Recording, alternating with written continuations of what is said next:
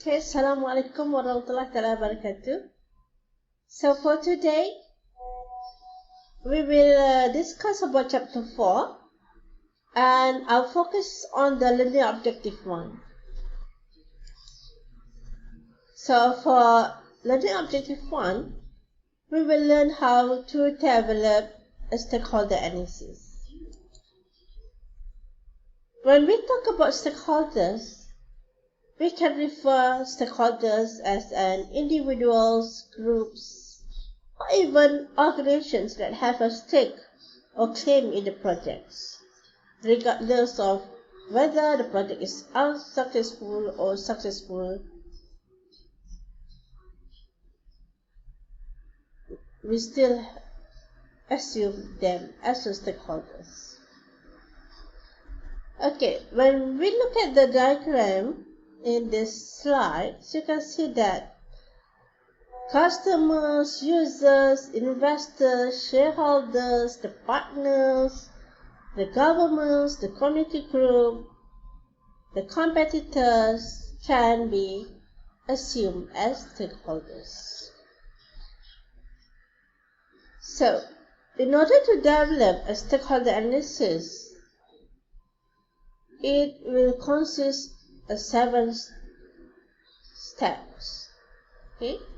So, the first step is to develop a list of stakeholders who have interest in the successful or unsuccessful outcome of the project. Then, in the step 2, we have to identify the stakeholders' interest in the project. And here we have 3 options. Positive 1 for positive interest, 0 for neutral, and negative 1 for negative interest. For step 3, we have to determine the degree of influence each stakeholder has on a scale of 0, which meaning no influence, to 10, which meaning can terminate the project.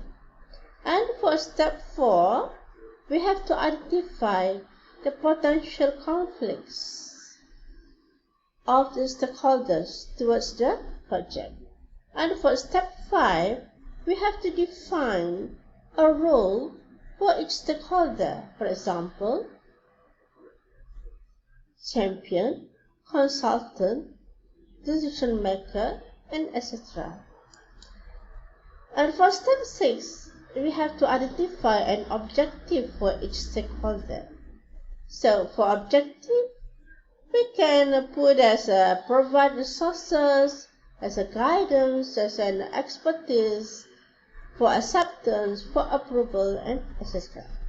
And the last step, which is step 7, we have to identify a strategy for each stakeholder. For example, build a relationship, maintain the relationship, improve or re-establish the relationship. So, the stakeholder analysis can be summarized in a table form. Okay? Here you can see that we have 7 columns to show the 7 steps that involve the stakeholder analysis process. Okay? So you can see that the first column, we have to identify the stakeholder. And the second column is to identify the interest. For column 3, which refer to the step 3, we will identify the influence of the stakeholder. And the 4th column, we identify the potential conflicts. And for the 5th column, we identify the role of the stakeholder in the project. And the 6th column, we identify the objective of the stakeholders. Then the last column, we identify the strategy, how we build a relationship with the stakeholder.